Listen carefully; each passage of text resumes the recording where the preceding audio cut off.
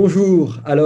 Bonjour au Sénégal. On est dans ces 48 heures pour la paix. Je suis Olivier Corchia. Je suis le fondateur du fonds de dotation Paché. Et là, on commence nos 48 heures ici. On est en différé pour cette transmission avec le Sénégal. Cette année, les 48 heures pour la paix, c'est quoi? C'est offrir à un public large, c'est-à-dire tout public, gratuitement, des outils, des expériences, des rencontres qui ne pourraient pas s'offrir habituellement. Et donc, c'est permettre des ponts entre les pays, permettre des ponts entre les expériences, permettre des ponts entre les générations. Cette année, le thème, c'est la transmission. On a été particulièrement sensible. On avait choisi ce thème l'an dernier, donc sur la transmission des modèles traditionnels. On a fait, par exemple, en février avec les Amérindiens. Et puis, évidemment, il y a eu la crise du Covid et on a vu la difficulté des maisons de retraite, des personnes âgées et des coupures de génération. Alors, on a mis en place un projet pour aider à la transmission entre les générations, pour permettre d'abord qu'il y ait le lien et puis vraiment qu'on puisse se partager des choses importantes. Et alors, dans le cadre des 48 heures, on va vivre là pendant 48 heures plusieurs thèmes, justement sur se déposer, prendre soin de soi, parler de nos peurs, et puis travailler sur qu'est-ce qu'ont besoin chaque génération. Et puis, on va parler des projets porteurs comme les vôtres. Alors, je voudrais que Karine et Ali vous présentiez en quelques mots et surtout que vous parliez de votre projet Tout le cœur, qui d'ailleurs fait un peu la une de la presse en France aussi. Donc, c'est important quand même que vous en parliez. On vous écoute.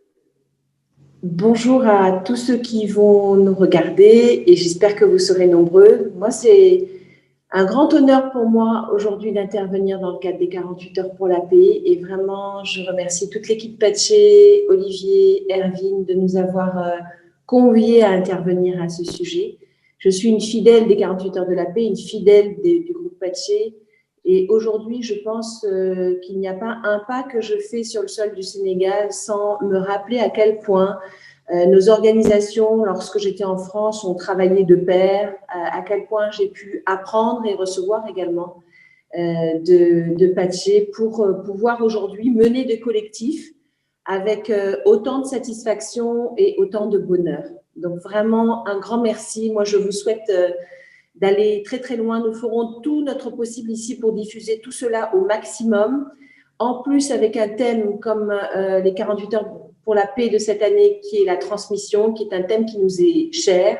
Ali, comme moi, comme toute l'équipe des Tolucœurs, qui est un projet qu'on va vous présenter tout à l'heure, nous sommes avant tout des formateurs, avant tout des agents de transmission des savoirs.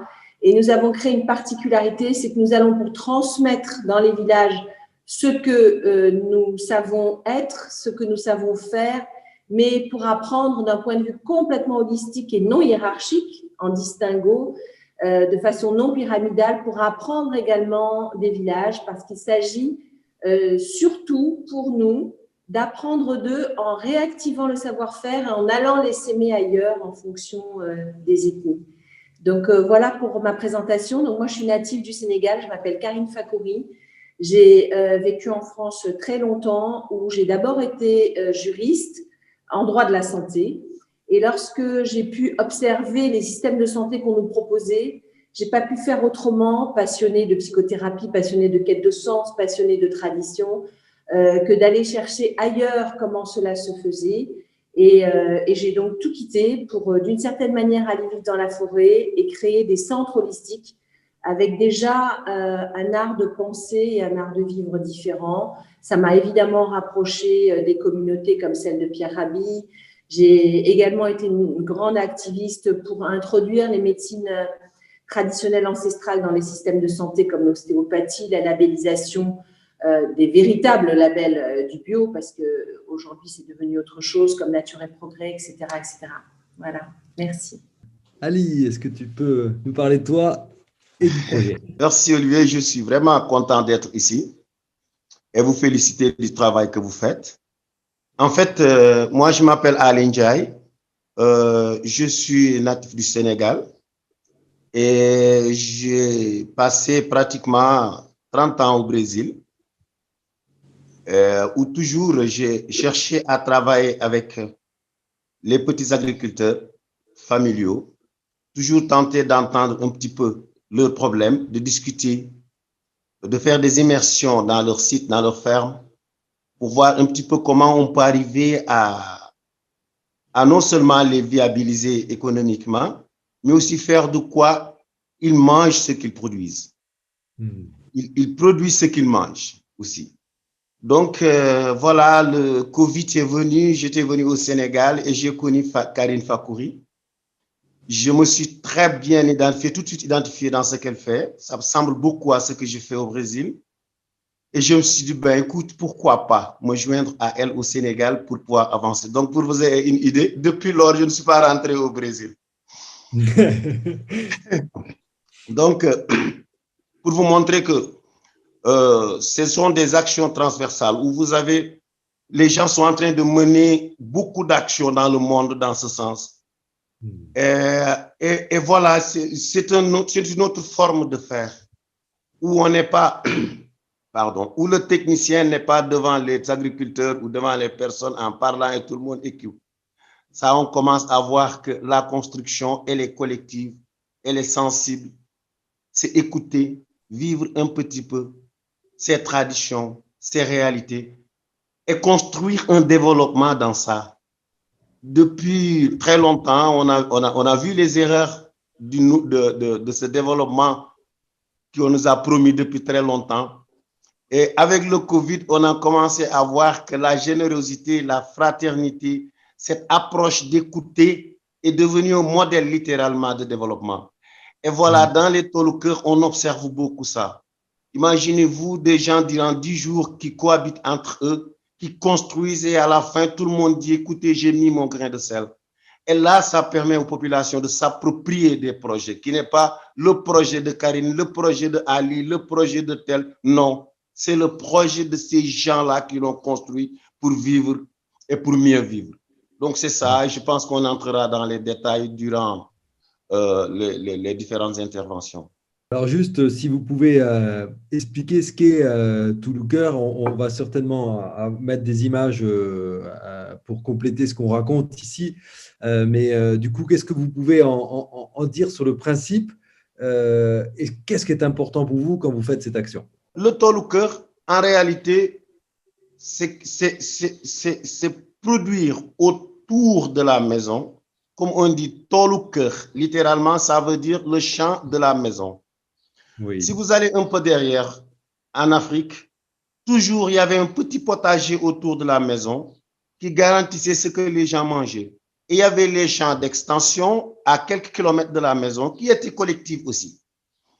Mais maintenant, on a vu qu'avec cette évolution, cette volonté d'acheter, les gens ont commencé à perdre ça. Et ce qui génère très rapidement ce qu'on appelle une insécurité alimentaire. Parce que tout dépend d'acheter. Actuellement, tu peux aller à l'intérieur des villages, vous allez voir que les gens mangent, par exemple, des corned-beef, achètent voilà, beaucoup de choses qui n'existaient pas et qui pouvaient réellement, qui affectent même la santé de ces personnes. Alors, le Tolooker, c'est quoi? C'est 5000 m², un demi-hectare, où cohabitent des plantes, des arbres pour le bois, des arbres pour les fruits, des arbres natifs, des légumes. Ali, je vais contextualiser si tu permets avant qu'on rentre là-dedans, ou bien? Bien sûr, tu peux y aller, allez-y. Après, je termine. En fait, c'est hyper fondamental ce que dit Ali, mais j'ai besoin de le mettre pour les 48 heures dans un contexte un peu plus global. Ce qui est important, peut-être, Ali, de souligner, c'est que en fait, nous intervenons dans le cadre de l'Agence sénégalaise de la reforestation et de la Grande Muraille Verte, qui est une toute nouvelle agence au Sénégal et qui est sûrement la première mondiale. C'est-à-dire que nous avons une gouvernance aujourd'hui, une volonté politique d'avoir des exécutifs avec des écologistes convaincus et activistes dans un territoire donné pour changer les choses. Et ça, cela existe depuis un an. Nous avons mis du temps, hélas, à nous installer. mais il n'y a pas aujourd'hui un seul Conseil des ministres où on ne parle pas de l'intérêt de cette agence. Et nous pouvons avoir partout dans le monde des agences qui, en réalité, sont des agences d'évaluation, des agences techniques, des agences éthiques, des agences de conseil, mais des agences où on a le mandat de pouvoir agir et de couvrir la reforestation de tout le pays et la régénération des sols. Je pense que c'est un exemple mondial et c'est important pour moi de le souligner parce que c'est dans ce contexte que j'ai créé Tôt le Cœur. À l'intérieur de cette agence, cette agence, elle est portée par quand même quelqu'un qui n'est plus besoin de présenter ni sur le sol national ni sur le sol international, qui est Monsieur Ali Haïdar, qui est un des écologistes donc les plus renommés de la planète.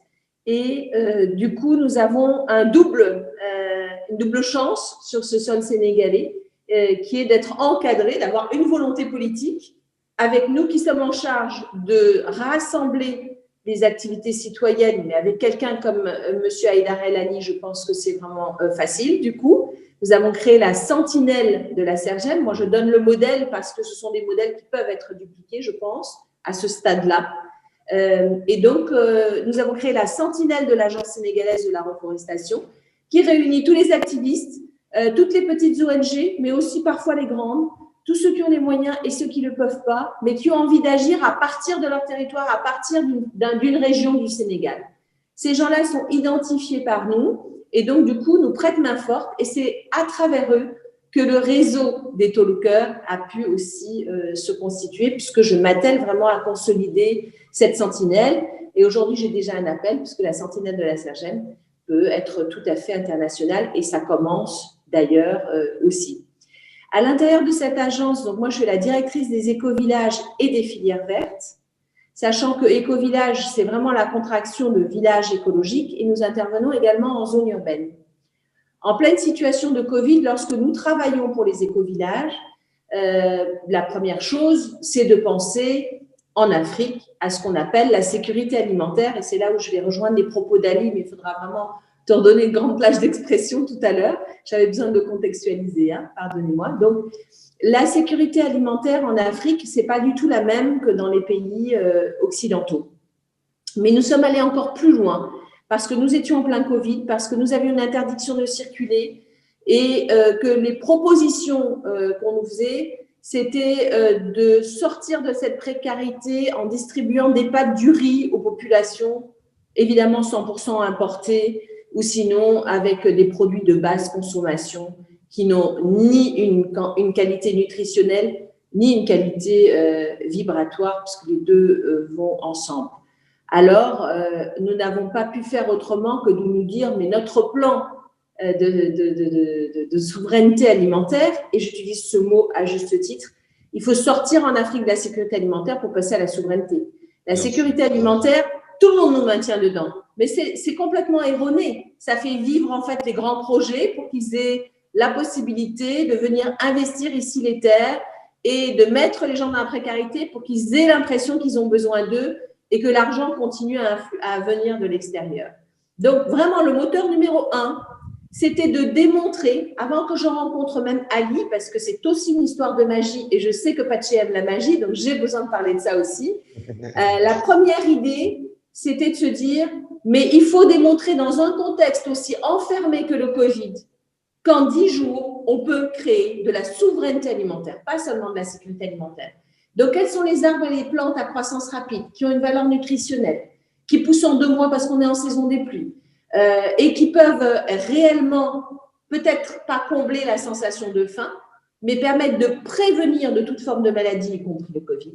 Nous sommes allés chercher l'artémisia qui pousse naturellement sur le sol, si ce n'est que personne ne sait ce que c'est, ou en tout cas, les populations n'en ont pas accès. Nous sommes allés chercher, par contre, ça c'était important, des plantes et des aliments qui pouvaient être tracés rapidement, mais qui sont dans l'innocuité, parce qu'en fait, ce sont des vies de village. Il va bientôt vous parler de la vie de village, en fait, qu'il y a dans Tôt le Cœur et comment les enfants peuvent ramper. Et si c'est du ricin, par exemple, bah, ça reste mortel, donc il faut faire attention. Donc, on est dans des espaces où il y a un design de permaculture qui est absolument magnifique, et c'est lui qui est en train de faire le tour du monde, et qui renforce par sa figure géométrique ce champ derrière la maison. le non-taux-looker a déjà une vibration qui est très forte. Et là, je vais redonner la parole à Ali. Il a déjà une vibration très, très forte parce que il n'y a pas un endroit où on peut dire taux-looker, ou que l'enfant ait 5 ans, ou que la personne ait 90 ans, où elle n'a pas une légende, une histoire à raconter sur comment c'était avant le taux-looker. Et ça, c'est peut-être l'élément le plus important que nous avons envie de transmettre pour ces 48 heures pour la paix. Il y a la réactivation de la tradition et elle est conjuguée à de la modernité avec les techniques. Donc, Ali a entendu parler des taux-lookers parce que nous faisions des webinaires, une sensibilisation, nous ne pouvions pas encore circuler. Il est venu nous dire, mais le design que vous voulez faire, mais la perma, mais l'autosuffisance, mais tout ça. Mais moi, je peux aider, je suis bloquée ici, je ne peux pas prendre mon avion pour rentrer voir ma famille. Je peux aider. Et après, nous, en se renseignant, on a vu qu'il savait en faire et qu'il avait déjà fait ça fois 12 000 sous une autre forme. Le taux-looker, ce sont des forêts médicinales et nourricières. C'est d'abord ça qu'il faut entendre. Au moins, ça met très, très fort en perspective et en envie. Alors, Ali, comment ça se passe et quels résultats vous amenez? Voilà, je pense que c'est très bien contextualisé par Karim. Et voilà, donc nous sommes là-bas dans un espace de demi-hectare qui est 5000 mètres carrés. Ça, c'est important parce qu'on entre dans une logique de valorisation du foncier. Parce que quand on réussit à avoir près de la maison, dans de petits espaces bien organisés, une production suffisante pour la famille, on commence à éviter les champs à perte de vue avec des productivités basses toute l'année. Vous voyez, donc, c'est de ces 5000 mètres carrés où cohabitent, comme je l'ai dit tout de suite, tous les arbres qui peuvent avoir des besoins, qui peuvent contribuer aux besoins des communautés. Là, je parle depuis les arbres qu'on utilise pour le bois, depuis les arbres qu'ils utilisent pour avoir les agrumes, les fruits, etc. Les plantes fertilitaires au milieu, ce qui leur permet de ne pas dépendre d'amener des engrais au niveau de l'espace.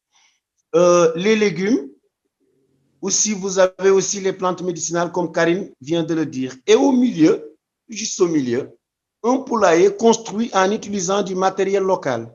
Ça, c'est extrêmement important. Rien n'est étrange pour l'agriculteur au niveau du projet. Ce n'est pas un grand projet où vous allez voir que tout est importé. Non, on utilise et on valorise non seulement le savoir-faire local, mais le matériel disponible. Vous voyez dans le design, comme Karine le dit, vous voyez que la paille, on utilise pour faire le poulailler. Parce que je ne sais pas qui nous a dit dans nos têtes qu'il faut pour avoir un poulailler, il vous faut des zincs. Pourquoi? Et pourtant, tout le monde le fait. Alors, c'est là où on revient avec les populations pour faire des réflexions qui leur permettent de valoriser ce qu'ils ont près d'eux. Donc, nous passons 10 jours avec eux en immersion totale. Vous ne reconnaissez pas qui est technicien, qui est formateur, qui est chef de village, qui est marabout, qui est... Voilà. Tout le monde, parce qu'on les écoute, chacun a un savoir-faire au fond de lui, qui n'est pas souvent valorisé parce que les gens ne sont pas sensibles à écouter ces gens-là. Et nous, notre bureau, c'est autour de l'arbre. Le terrain devient littéralement le lieu où tout le monde cohabite dans ces 10 jours. Et on forme une famille. On n'a pas quand on commence, on ne sait pas s'il y a des maçons, s'il y a des... Vous voyez, on ne sait rien. On provoque le savoir qu'ils sont. Et les gens construisent. Vous voyez, on mange avec eux, on valorise au moment de manger.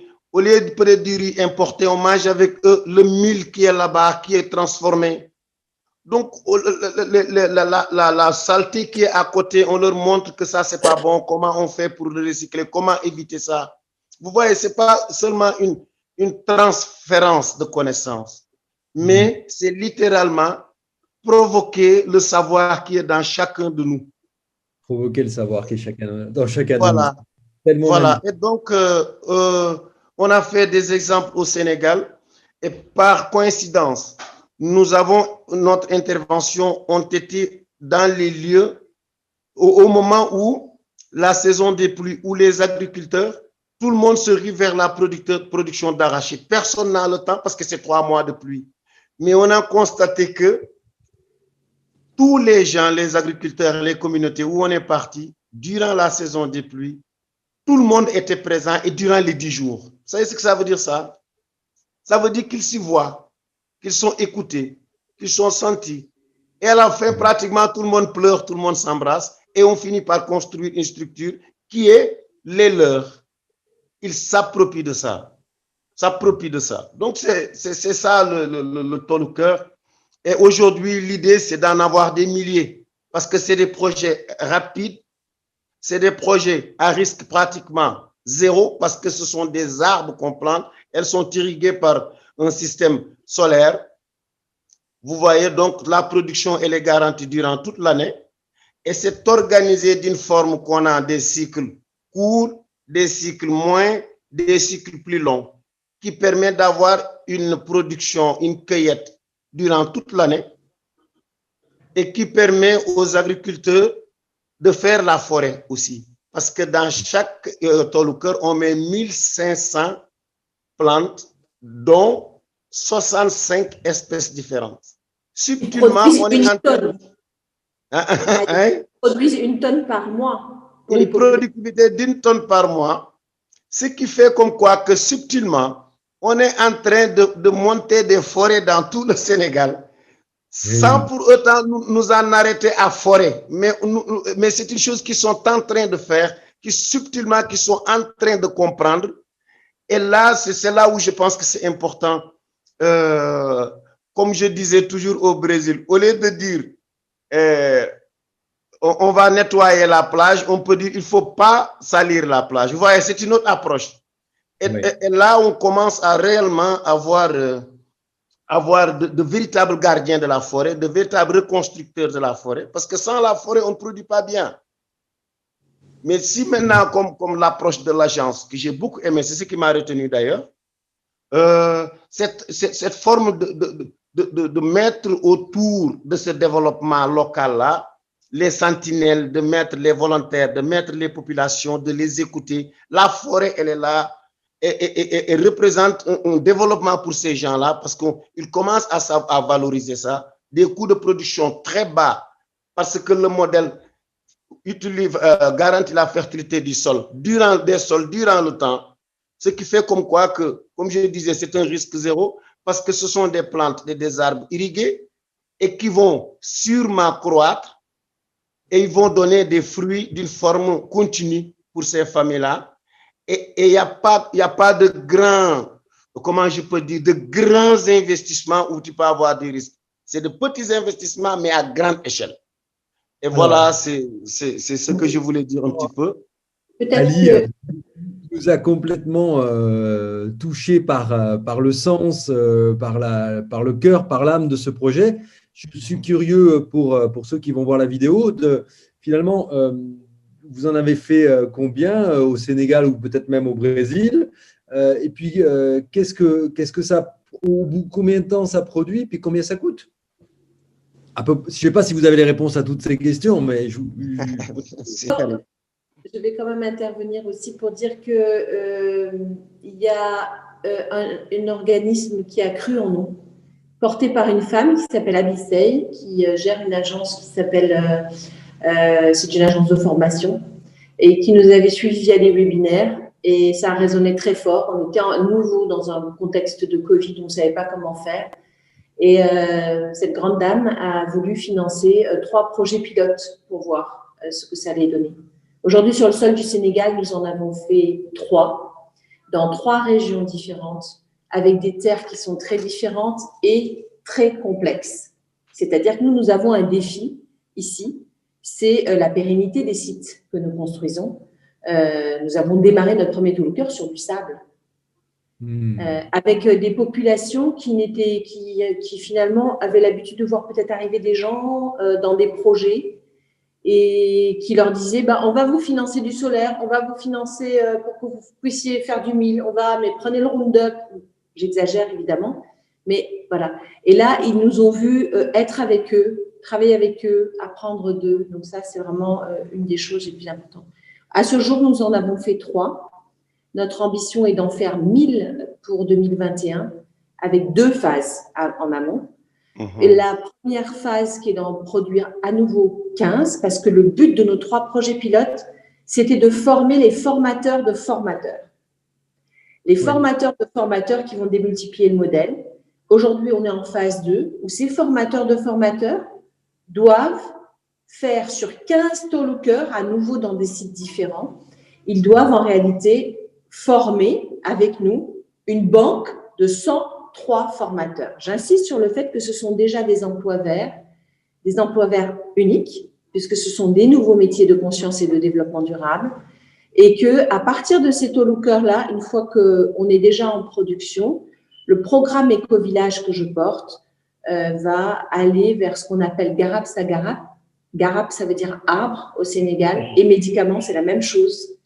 Donc, on l'appelle Garab Sagarab. Ce sont en quelque sorte des pharmacies vertes qu'on est en train de monter avec Ali et qui sont déjà de l'ordre de la transformation, par exemple l'artémisia, etc. Donc, actuellement, nous sommes en attente de financement pour des 15 talkers et la banque des 105. Nous faisons 15 talkers en 3 mois, puisque chaque formateur de formateur va en faire 2. Ce qui va lui permettre d'être agréé. Derrière ça, il y a un manuel de procédure que nous sommes en train de rédiger et qui va permettre de labelliser le talker. Alors, pas pour le protéger parce qu'on a toujours dit que c'était en copie free, mais simplement pour garantir la traçabilité des semences, la méthode pédagogique. Et j'en viens dans quelques minutes à comment vous pouvez nous aider. Je ne sais pas si j'anticipe la question ou si je t'attends. On va pouvoir y aller. Voilà. Et franchement, tout le monde veut faire des talkers. Aujourd'hui, en plein centre de Dakar, qui est la capitale, on nous a demandé de faire un talker touristique de démonstration. Et donc, les gens n'attendent que ça, c'est de le financer, mais les montages financiers sont un peu compliqués. On est en période d'année où il faut aller avant 2020, basculer en 2021. Ok, alors ça doit inspirer sûrement nos amis qui nous regardent, aussi bien en France, au Québec, en Martinique, voilà, aux Antilles. Et donc, mais est-ce qu'on a une idée de combien ça coûte pour vous de faire ça? C'est combien un projet? Aider un talker, c'est combien? Alors, en fait, dans la phase où il nous faut une banque de formateurs, on est sur 15 millions. 1 million, c'est 1 500 €. Donc, je n'ai pas la traduction exacte. Mais ça, c'est pour les 15. Okay. Une fois que nous avons notre banque de formateurs, et avec du coup certifiés, etc., nous passons en 2021 à la faisabilité d'un talker parce que notre grande spécificité, c'est qu'il n'y a pas de mécanisation. On revient à des méthodes ancestrales, mais conjuguées à du moderne. Donc, à part les kits solaires et le forage, parce qu'il faut quand même un puits, et dans les villages, c'est une question de puits et pas d'accès à l'eau, parce que ça n'existe pas, eh bien, un talker va coûter entre 5 et 7 millions, ce qui est juste rien, pour, je le rappelle, une production d'1 tonne par mois, pour réactiver le rassemblement communautaire, on appelle ça le développement communautaire, nous ici, des villages entre eux, pour le réseau des villages entre eux, pour l'installation d'un écotourisme aussi. Voilà. J'ai bien compris, un peu moins de 10 000 €, quoi. Hein. Oui, voilà. Même moins que 10 000 €. Bien moins. Bien moins. Beaucoup moins. 5 millions, c'est 3 000. Non. 1 500, c'est 1 500 €, c'est 1 million. OK. Très bien. Donc, on parle de 5 millions. Comment on peut vous aider, Ali, Karine? De quoi vous avez besoin? Qu'est-ce que vous auriez besoin de transmettre ou qu'est-ce que vous auriez besoin? Comment on pourrait vous aider? Je pense que l'idée, c'est pour ce type de projet-là, le succès, c'est dans la démultiplication en masse. C'est pourquoi nous sommes en train de nous préparer. Parce que, comme je l'ai dit au début, c'est un projet où il faut former des gens qui forment d'autres, pour que ça soit démultiplié en masse. Donc, comme vous l'avez dit, au Brésil, on en a fait plus de 10 000. Wow. C'est comme ça qu'on a agi dans tous les 26 États du Brésil. Et au début, on a pensé que la meilleure forme, c'est de former des formateurs. De préférence, le formateur, mieux qu'il est dans son village ou près de sa région, c'est encore mieux. Ça coûte moins cher et il s'identifie à ses réalités. Donc ça, c'est des choses qu'on a donné toujours une valeur dans le projet. Vous voyez.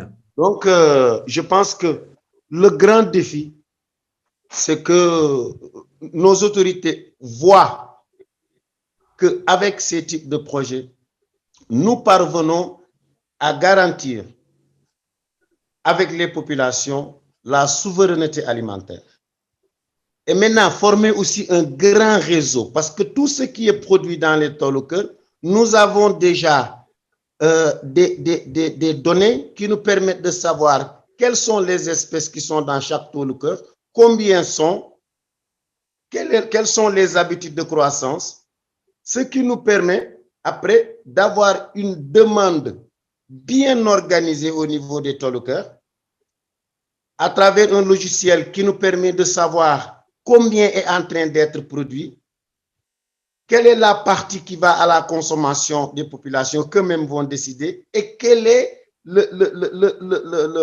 différence qui est une offre qu'on peut passer aux différents acheteurs.